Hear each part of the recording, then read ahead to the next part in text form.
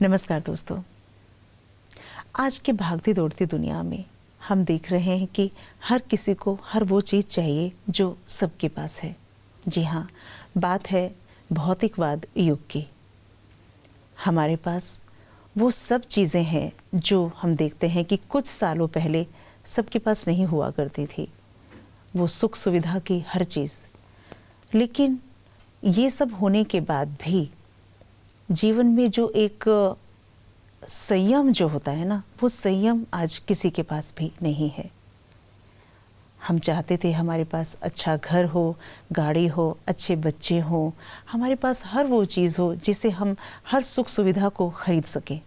सब कुछ मिला हमें, हमने वो सब खरीदा भी, फिर भी चेहरे से एक संतोष, एक संयम का भाव कहीं गायब सा है। क्या है संयम? कहाँ खो गया? कहाँ से मिलेगा? ये हमारे भीतर है या बाहर से मिलेगा? इस सब पर बातचीत करने के लिए हमारे साथ आज कविता दीदी। दीदी ओम शांति। ओम शांति। दीदी, बात संयम और संयमित जीवन, क्या है एक संयमित जीवन? क्या उसके आधार स्तंभ है? हमारा जीवन जो दिन भर की दिनचर्या में चलता है जी, सबसे पहली बात तो है अनुशासन। जी, कि अगर हमारे जीवन में दिनचर्या में सुबह से जब से हम उठते हैं तो एक अनुशासन भरा जीवन हो। हम खुद को प्रेरित करें कि अगर मुझे जीवन जीना है तो संयम नियम के साथ में, अनुशासन के साथ में। आज हम सुबह उठते हैं तो उठने में भी आलस दिखाते हैं। जी, लगता है कि नहीं, अभी तो क्या है, अभी तो बहुत दिन पड़ा हुआ है। जब हम दिन भर की दिनचर्या को, अपनी जीवन प्रणाली जो है उसको अगर हम सही तरीके से मायने में देते हैं तो जैसे हमारे बड़े बुजुर्ग हमें बहुत गाइड करते हैं कि बेटा जल्दी उठना, अपने कारोबार में करना। लेकिन हम चाहते हैं, करना तो चाहते हैं, लेकिन थोड़ा उसमें हम ढीला हो जाते हैं। कोई बात नहीं, आज नहीं कल कर लेंगे, परसों कर लेंगे।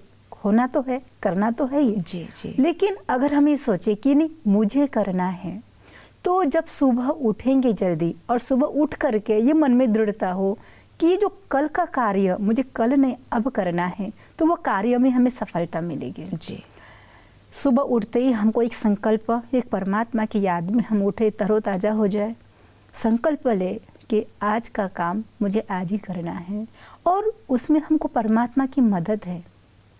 तो हम सुबह उठेंगे परमात्मा के ध्यान में और उसके बाद में हम जो नियति हमारी दिन भर की दिनचर्या को शुरुआत करने से पहले हम अपने पर्सनल जो भी कार्य व्यवहार करके हम ऑफिस में भी जाएंगे तो एक सभी के साथ में मधुर व्यवहार करेंगे, एक सभी के साथ में मिलनसार। अगर कोई गुड मॉर्निंग करता है तो हम बहुत प्यार से उनको रिटर्न में गुड मॉर्निंग करेंगे। नहीं तो आज हम इंसान देखते हैं कि आगे से गुजर जाएगा लेकिन कोई उसको रिस्पॉन्ड नहीं देगा।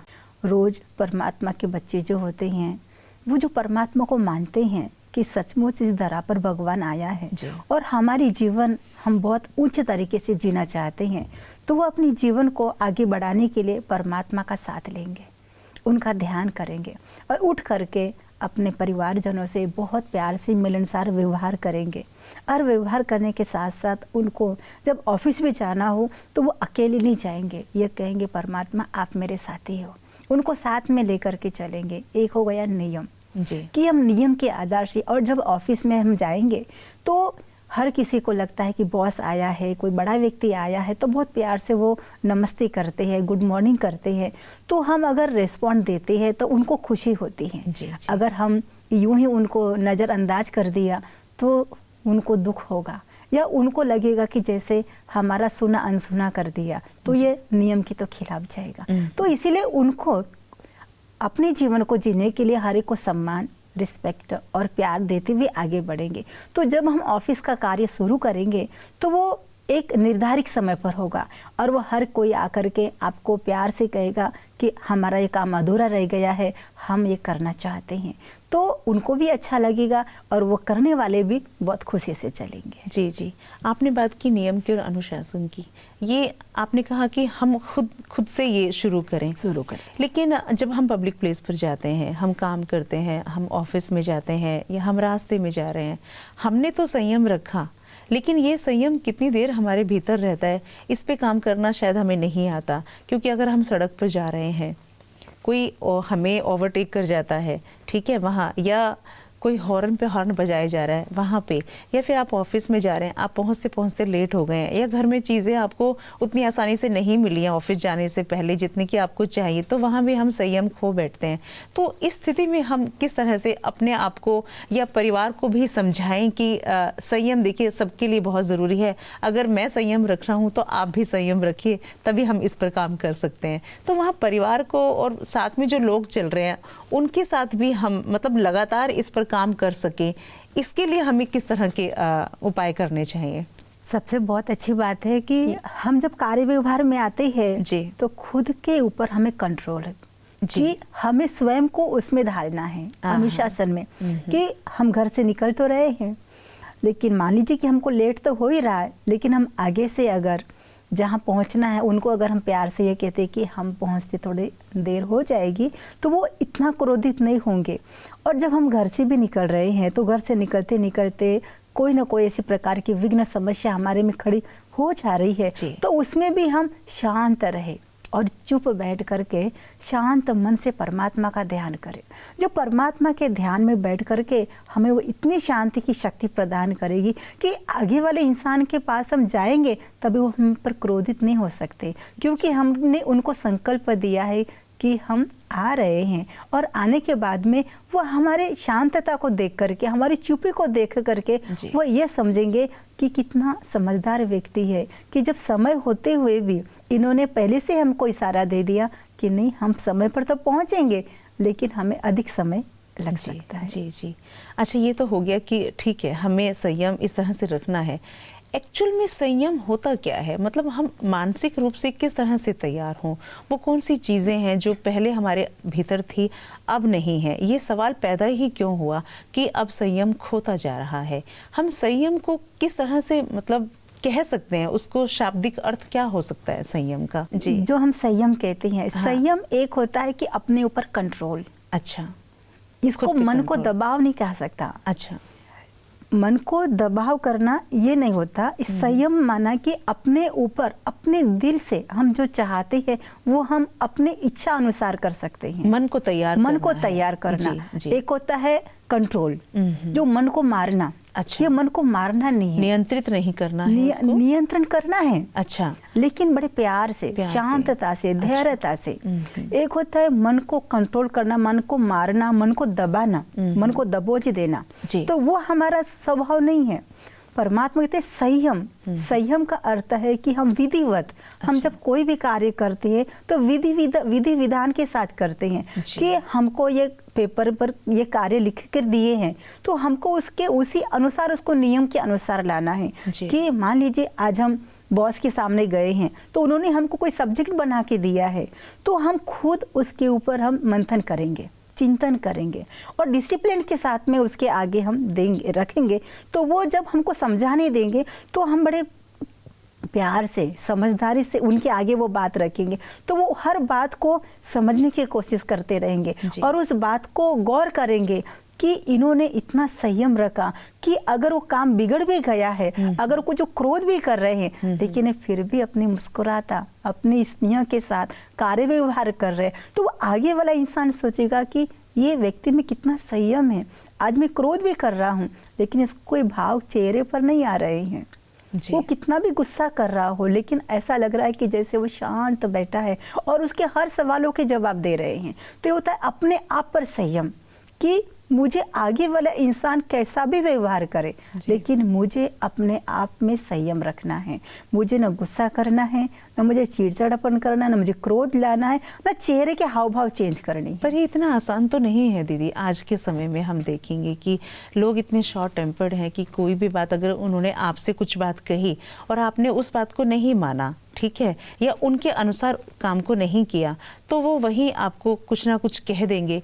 तो बहुत ये स्वाभाविक है कि आपका खुद से कंट्रोल खत्म हो जाता है, तो वहाँ कहीं ना कहीं संयम भी हो जाता है। किस तरह से मतलब आप मन को स्वीकार करानी है ये वाली बात कि हम जो काम करना चाहते हैं या जिस तरह का व्यवहार हम लोगों से चाहते हैं उसके लिए हमें मन को स्वीकृति देनी पड़ेगी कि हमें स्वीकार करना होगा कि नहीं, मुझे ये काम संयम से करना है, तब जाके कहीं ना कहीं वो लोग भी मुझे समझेंगे और मैं उनको समझूंगा, ऐसा कुछ। हाँ जी जी। तो हम आपको एक दृष्टांत देंगे जी। स्वामी विवेकानंद जी जब वो विदेश यात्रा में गए और वहाँ पर अनेक धर्म सम्मेलन में उनको भाग लेना पड़ा जी। तो जब उनको भी बुलाया गया जी। और सभी धर्म सम्मेलनों ने अपनी अपनी जो ग्रंथ होती है वो ग्रंथ उन्होंने रखा, तो सभी ने ग्रंथ रखा। तो सबसे पहले गीता रखी गई, तो गीता सबसे नीचे रखी गई और उसके ऊपर सारे बाइबल्स है, कुरान है, बहुत सारी किताबें रखी कि उनके जो ग्रंथ होते थे बहुत ऊंचा ढेर हो गया। तो सभी ने अपने व्याख्यान किए। जी। फिर विवेकानंद जी को बोला गया, जब शिकागो में गए तो उनके धर्म सम्मेलन में उनको बोला गया कि सब शांत होकर के बैठ गए और सोचने लगे कि अभी देखो ये क्या कहते हैं, इनका अनुशासन क्या कहता है। शांत मुद्रा में वो गए और नीचे से गीता उठा ली, नीचे से ऐसे गीता खींच लिया। अच्छा। अब गीता नीचे से खींच लिया उन्होंने तो सारी किताबें डगमग हो गई, कुछ तो नीचे गिर गई। अच्छा। तो वो उठा करके चल पड़े। जो समझने वाले तो समझ गए जी। उनके साथ चल पड़े, जो ना समझे वो बहुत क्वेश्चन करने लगे, क्या इससे सीख मिलेगी हमको। उन्होंने कहा ये गीता ही है, जो गीता के जो आधार पर ये सारे ग्रंथ बने हुए थे। गीता जो है मेन मुख्य है और गीता आधार लेकर के सारे स्तंभ खड़े हुए थे और गीता नीचे से निकल गई तो सारे ग्रंथ गिर गए। हाँ, डगमग हो गए। तो ये अनुशासन है कि अपने आप में बिना बोले भी वो शिक्षा देके चले गए कि देखो अगर आधार हिल गया तो आप सब हिल जाओगे। जी। अगर आधार स्तंभ है, स्थिर है, तो आप सब स्थिर है। संयम आधार है हमारे जीवन का। जी। अगर संयम नहीं है तो हम जीवन में कोई भी काम अच्छे से नहीं करेंगे, वो पुस्तकों की तरह डगमग होता रहेगा। जी। बहुत सुंदर दृष्टांत है दीदी, बहुत सुंदर। जीवन को जीने के लिए संयम का होना कितना ज़रूरी है, पर आज के परिवेश में हम देखते हैं, आपने इतनी अच्छी बातें बताई, मैं समझती हूँ कि लोग इन बातों को अपने जीवन में धारण करें, लेकिन फिर भी कहीं ना कहीं, जैसे कि मैंने शुरुआत में कहा था कि भौतिकवाद का युग है ना। हम चाहते हैं कि हमारे पास वो सब कुछ हो। कितनी बार तो हमें कुछ चीज़ों की घर में ज़रूरत भी नहीं होती, लेकिन हमें लगता है कि सबके पास है तो हमारे पास भी होना चाहिए, और जब वो नहीं होता तो हमारे चेहरे के हाव भाव भी बिगड़े रहते हैं और चेहरे पे एक संतोष का जो भाव है वो नहीं आता। तो अंदर से ही हम स्वीकार करें इस बात को कि ये जितनी चीज़ें हैं मेरे लिए काफ़ी है ना। ये एक भाव कैसे हम अपने अंदर लेके आए, ये एक स्वीकृति कैसे अपने अंदर हम लेके आए दीदी, ये बहुत ज़रूरी है। मतलब आप शायद समझ रहे हैं कि मैं क्या कहना चाह रही हूँ, कि संयम हमारे अंदर आ जाए और ये ठहर जाए हमारे अंदर, तो मुझे लगता है कि दुनिया को, लोगों को, चीज़ों को देखने की जो हमारी एक नज़र है वो बदल सकती है। ऐसा किस तरह से, वो कौन सी एक ऐसी बात हो सकती है जो अंदर गहरे उतर जाए ये चीज़ हमारे अंदर? हम अगर मन में ये ठान ले हाँ। कि ये सब नश्वर चीज़ें हैं, नश्वर, आज है कल नहीं। आज हम पाना तो चाहते हैं, क्या नहीं चाहते, कहते चाह सब करे, चाह कभी पूरी ना होए। तो एक कहावत जो है कि हम हर चीज़ को पाना चाहते, चाहना चाहते, हमें आवश्यकता ना हो फिर भी हम चाहते कि ये चीज़ हमें होना ही चाहिए, क्योंकि दुनिया में हम देखते इनके पास है तो हमारे पास होना आवश्यक है। जी। लेकिन हम ये सोचे कि जितना परमात्मा ने हमें दिया है, अगर हम खुद को संतुष्ट करें, खुद को हम उस बात में खुश रखने की कोशिश करें कि आज मेरे पास में है तो उसमें मैं खुश नहीं हूँ, मेरे पास में है लेकिन मेरे से अच्छी चीज़ उनके पास में ही है जी। तो वो ज़्यादा खुश है, तो उनके पास वो चीज़ मेरे को भी हासिल करनी है। तो ये जो चाहना है वो परमात्मा कहते हैं कि एक दिन ये चाहना कभी पूरी होती नहीं है, क्योंकि एक चाहना पूरी होगी दूसरी चाहना के लिए तुरंत मन में इच्छा जागृत हो जाएगी कि आपने अच्छी साड़ी पहन लिया, इन्होंने बहुत अच्छे घर में अपनी शोपीस रख लिए, तो इससे बढ़िया मेरे पास होना चाहिए। ताकि कोई मेरी प्रशंसा करे, मेरे घर की प्रशंसा करे। तो जी। आज हर एक व्यक्ति प्रशंसा के पीछे भाग रहा है जी। कि मेरी प्रशंसा हो। जब व्यक्ति की प्रशंसा नहीं होती है, उनकी चाहना पूरी नहीं होती, तो कहाँ आंतरिक मन में दुख महसूस करता है। वो दुख इसलिए महसूस करता है कि अपने आप को फील करता है कि मैं छोटा हूँ। जी। ये जो छोटा और बड़ा जो हर व्यक्ति अपने में चाहना रख देता है कि वही दुख का कारण है। जी। और ये व्यक्ति अगर मन से निकाल दे कि जो है परमात्मा की देन मेरे पास बहुत अच्छी है, आज मेरे पास कोई कम नहीं है, आज सबके पास में देखो भगवान ने इसको क्या कम कर रखा है, लेकिन इसके पास जो है उस वो खुश नहीं है, तो हम ये सोचे कि परमात्मा ने भाग्य में जो मुझे दिया है, मैं बहुत खुशनसीब आत्मा हूँ। अपने भाग्य की सराहना करें और रोज़ भगवान को ये देखे कि परमात्मा ने जो दिया है मैं उसमें संतुष्ट भी हूँ और खुश भी हूँ। मुझे जो दिया है किसी और को नहीं है, जो मेरे पास है वो किसी और के पास नहीं है। ये खुद को महसूस करे कि अगर परमात्मा ने इतनी सुंदर छत दिया है मुझे, शायद किसी के पास न हो। तो हम कभी भी अपने से ऊपर वालों को देखें, जी। अपने से नीचे वालों को देखें। नीचे वालों को ये देखें कि आज किसी के पास तो छत नहीं है, लेकिन मुझे आशियाना इतना सुंदर दिया है। लोग आज पट पर सोते हैं, जमीन पर सोते हैं, बिना बिस्तर मिले सोते हैं, रोड पर हम देख रहे, लेकिन आज मुझे इतना सुंदर घर मिला है, सुंदर हर चीज़ संपन्न से मिली है। तो उस अनुसार अपने जीवन को ढालने की हम कोशिश करें। जी। कुछ लोग कहते हैं ना कि हम तो इतनी मेहनत करते हैं तब भी हमारे पास वो चीज़ें नहीं हैं। कुछ लोग कुछ भी नहीं करते, उनके पास फिर भी सब कुछ है।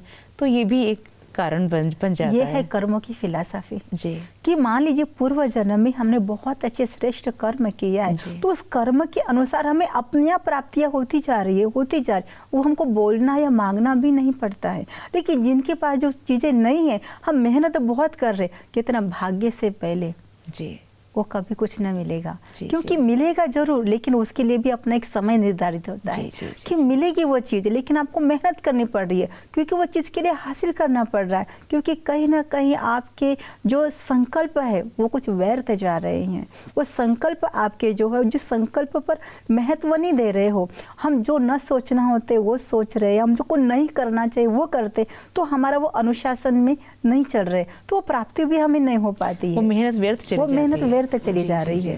तो अपने आप को एकदम नियम से चला के देखिए कि परमात्मा ने जो हमें दिया है हम उसमें बहुत खुश है। हम दूसरे की देखा देखी को यह न देखी कि मेरे पास है तो उनके पास भी हो, उनके पास होते मेरे पास भी चीज़ है, तो इसमें हम कहाँ ना कहाँ दुखी हो जाते रहते हैं। तो ये समझे कि मैं एक भरपूर आत्मा हूँ, संतुष्ट आत्मा हूँ, स्वस्थ आत्मा हूँ, खुश नसीब आत्मा हूँ। परमात्मा की देन से मैं संपन्न आत्मा हूँ। मुझे संसार में किसी चीज़ की कोई कमी नहीं। अगर हम ये भाव रखते हैं तो न आने वाली चीज़ भी हमें प्राप्त हो जाती है, क्योंकि सबकी दुआएं मिलती है उसमें। हम देखते हैं कि एक व्यक्ति था, एक गुरु था और उसका शिष्य था। तो पिताजी को हमेशा लगता था ना कि बच्चा आगे बढ़े, मेरा बच्चा कुछ करके दिखाए, तो उसको बहुत परिश्रम करवाता था। लेकिन बच्चा हमेशा करता था कि नहीं, मुझे जल्दी नहीं उठना पसंद है, मैं आराम से उठना चाहता हूँ, या मैं जो मेरे पिताजी चाहते हैं मैं वो नहीं कर सकता हूँ। मुझे और कुछ चाहना है। वो आराम से विश्राम करते रहता था, देरी से उठता था। लेकिन पिताजी जब खेत में जाता था तो उसको बहुत इच्छा होती थी कि मेरा बेटा इतना बड़ा हो गया है, कुछ तो जीवन में करे, कुछ तो उसके जीवन में अनुशासन हो, नियम हो, कुछ धारणाएं बने। तो बेटे को कई बार समझाने की कोशिश किया, लेकिन बेटा नहीं समझ पाया। तो उसके बाद में उन्होंने एक लालच दिया कि बेटा अगर तुम जल्दी उठेगा और मुझे खेतों में मदद करेगा, अगर तुम्हारे जीवन में कुछ अनुशासन आ जाएगी, कुछ नियमों का साधन होगा, तो तुम्हारे जीवन में बहुत प्रगति होगी, तुम बहुत आगे बढ़ोगे और बहुत बड़े व्यक्ति बनोगे। तो उसको समझ में नहीं आया। फिर उसने एक और लालच रखी कि मैं अगर तुम रोज जल्दी उठोगे और मुझे खेतों में मदद करोगे तो मैं रोज तुमको एक सोने का सिक्का दूंगा। तो बेटे को लालच आया कि मेरे पिताजी मुझे सोने का सिक्का देंगे, तो वो बहुत दूसरे दिन से ही वो जल्दी उठने लगा और उठ करके पिताजी जो भी काम देते थे उसको बहुत प्यार से, बहुत हल्के रूप से करने की कोशिश करता रहा। थोड़ी डिफिकल्ट हुई उसको करने में, लेकिन फिर उसको बहुत अच्छा मजा आने लगा। धीरे धीरे देखते तो वो पिताजी की मददगार बन गया और खेतों में फसल अच्छे आने लगे। तो उसको वो रोज सिक्के देता था। बहुत सारे उसके सिक्के भी देने पूरे हो गए, फसल भी बहुत अच्छी आ गई। तो वो बेटे को लेकर के बैठा और कहा, बेटा मैं तुमको एक बात सुनाऊं? तो जी पिताजी, मैं बहुत खुश हूँ, आपने जो भी मुझे सोने के सिक्के दिए। तो कहा, बेटा ये सब नकली सिक्के हैं, वो असली नहीं है। तो पापा आपने हमको असली क्यों नहीं दिया? तो कहा, बेटा तुमको ये सिखाने के लिए किया कि देखो आप सुबह से उठ करके आपने इतना कारोबार किया, इतनी दिनचर्या अच्छी रखी है, तो असली धन आपका समय है कि अच्छा जो समय है आपने अच्छे काम में व्यतीत किया, आपने अपने जीवन में कुछ नया करके दिखाया, तो आपका जीवन कितना अनुशासन के साथ आगे बढ़ेगा और जीवन में आपकी प्रशंसा होगी, आपके लिए लोग तारीफ करेंगे, लोग आपको दुआएं देंगे और आपके अपने जीवन में खुश रहोगे और आप स्वस्थ रहेंगे। तो ये होती है कि हमारे जीवन जीने की जो हम प्रक्रिया को चेंज कर देते हैं, तो हमारे ऑटोमेटिकली हमें खुशियाँ मिलती है। जी बिल्कुल, हमें खुशियाँ मिलती है, शांति मिलती है और परिवार का सुख मिलता है, परिवार का प्यार मिलता है। जी जी जी, बहुत खूबसूरत बात दीदी, बहुत खूबसूरत। मैं समझती हूँ कि आज की इस पूरी बातचीत से लोगों ने जाना होगा कि संयम कितना ज़रूरी है हमारे जीवन के लिए। आपका बहुत बहुत धन्यवाद दीदी। ओम शांति।